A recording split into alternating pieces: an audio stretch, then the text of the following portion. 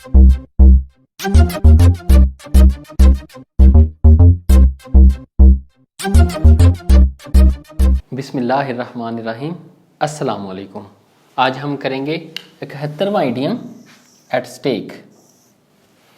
Eight stake का मतलब होता है किसी चीज का दांव पे लगे होना या खतरे में होना, डूब जाने का एहतमाल होना। दांव पे लगे होने का जो खतरा है उसको हम कहते हैं एट स्टेक। अगर हम अंग्रेजी में देखें, something that is wagered in a game.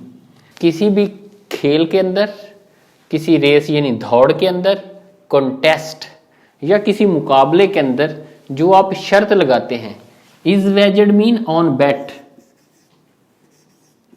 Bat mean शर्त। ऐसी चीज जिस पे आपने शर्त लगाई हो। अब आप शर्त जो है वो हार भी सकते हैं, आप जीत भी सकते हैं, दोनों खदशात हैं। उस खदशे को हम कहते हैं एट स्टेक, कि ये चीज अब शर्त पे है, दाव पे है, रिस्क पे है, खतरे में है। आप सिंपल एट स्टेक का तर्जमा एट रिस्क भी कर सकते हैं। अब इसका ओरिजिन क्या है? अगर हम इसके ओरिजिन की तरफ आए तो ये 1948 की बात है। 1948 में जो हैरिसन थे, ऑथर हैं जीबी हैरिसन, इन्होंने शेक्सपियर का जो कंप्लीट वर्क था उसको एडिट किया, क्योंकि उस वक्त अंग्रेजी जो थी उसमें बड़े मुश्किल अल्फाज इस्तेमाल किए गए हैं। बाद में इन्होंने आसान किए ताकि लोग दिलचस्पी से पढ़ सकें। एक पर्टिकुलर सेक्शन था, जो किताबें थी उनका एक कोई सेक्शन होगा, उसके अंदर अपेंडिक्स नंबर 5 के अंदर एक एंटरटेनमेंट की फॉर्म दर्ज है, यानी कि लोग एक ऐसी चीज थी जिससे लुत्फअंदोज हुआ करते थे। उसके अंदर एक वाकया था और वो वाकया जो है वो कंप्लीट स्टोरी एक टसल के गिर्द घूमती है। टसल मीन लड़ाई झगड़ा, खूनी जंग between a bear and a dog. एक रीच, यहां मैंने रीच बनाने की कोशिश की है,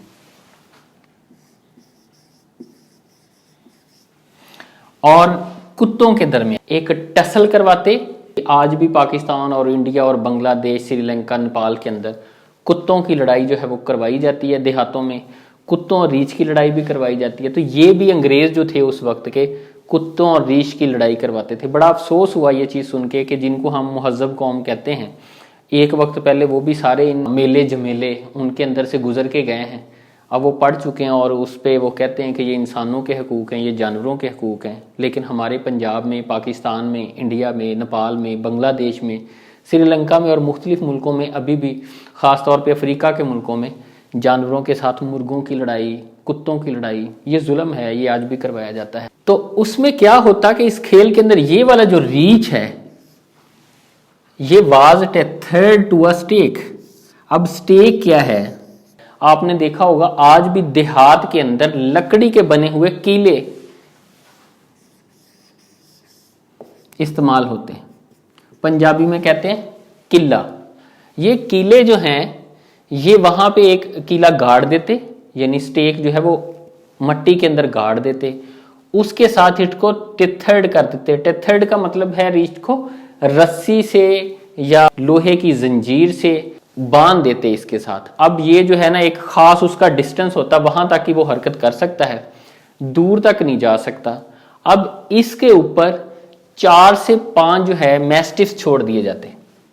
अब आप देखें, एक रीच है, अब स्टेक के साथ बांध दिया उसे, और उसके ऊपर 4 से 5 मैस्टिफ्स जो हैं छोड़ दिए। मैस्टिफ जो हैं ये जो इंग्लिश लॉर्ज डॉग हैं, जिसे हम बूली कुत्ता कहते हैं पंजाबी के अंदर ना, ये बड़ा सा कुत्ता होता है, वो लड़ने वाले हैं, खास तौर पे उनको लड़ाई के लिए ही पाला जाता है। आज भी ये पाले जाते हैं।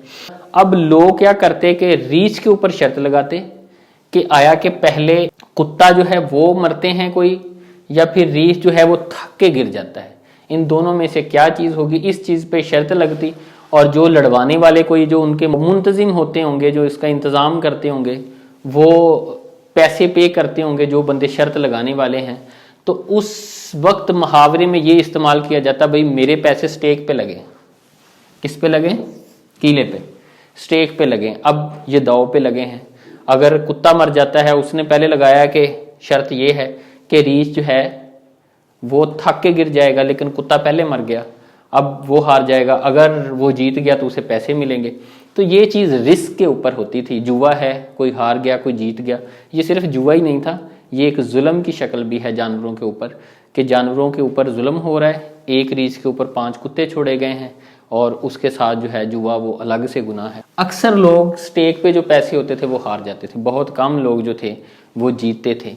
और फिर इसको कहा जाता था कि ये रिस्क है। और इस रिस्क के अंदर जो लफ्ज़ स्टेक आया है, ये शुरू शुरू में पैसे के ऊपर, पैसा ही लगता था ना स्टेक पे। जुए के अंदर क्या है, पैसा लगाया जाता है। तो इस कीले पे क्या लगा जाता था। अब ये लफ्ज़ कहना कि भाई मेरे पैसे तो कीले पे लगे हुए हैं, स्टेक पे लगे हुए हैं, इसका मतलब ये है जुए पे हैं, जो हारने की खदशा है।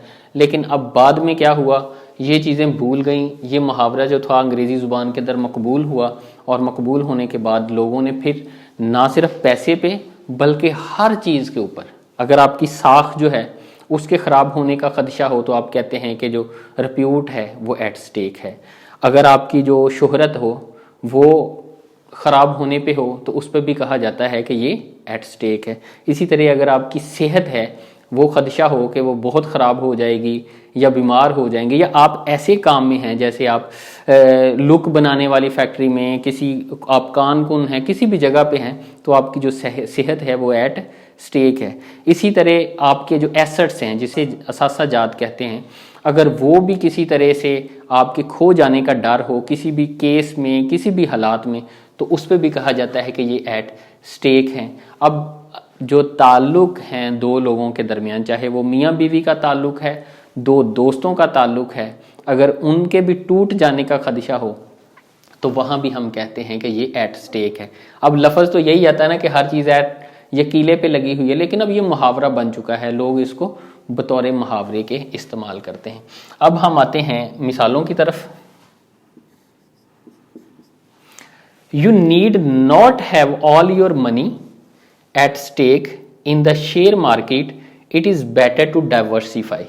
आपको ज़रूरत नहीं है कि आप अपनी सारी की सारी जो दौलत है उसको शेयर मार्केट में दांव पे लगा दें, इन्वेस्ट कर दें। It is better to diversify. आप इसे हिस्सों में तकसीम कर लें, कोई किसी जगह पे लगा दें, कोई किसी जगह पे लगा दें। अब दूसरा जो जुमला है, Alina must manage getting the contract. Alina को हर सूरत में कॉन्ट्रैक्ट जो है, ठेका जो है वो हासिल करना है। दिस टाइम, इस मर्तबा, since her job is at stake, क्योंकि उसकी जो जॉब है वो एट स्टेक है, दाव पे लगी हुई है। इफ शी फेल्स, अगर उसको कॉन्ट्रैक्ट नहीं मिलता, अब देखें जॉब भी एट स्टेक हो सकती है। पहले शुरू में मैंने आपको बताया कि सिर्फ रकम ही एट स्टेक होती थी, लेकिन अब हर चीज़ जिसके खो जाने का डर हो, जो दाव पे लगी हो, जिसके बारे में आपको अनसर्टेनिटी हो, यकीन ना हो कि ये चीज़ लाजमी होगी, उस चीज़ के बारे में हम कहते हैं ये एट स्टेक है। और मुझे इंशाल्लाह उम्मीद है कि ये सारी तफसील बताने के बाद ये इडियम तो आपको नहीं भूलेगा। और अगले इडियम तक के लिए मुझे इजाज़त दीजिए। अल्लाह हाफिज़।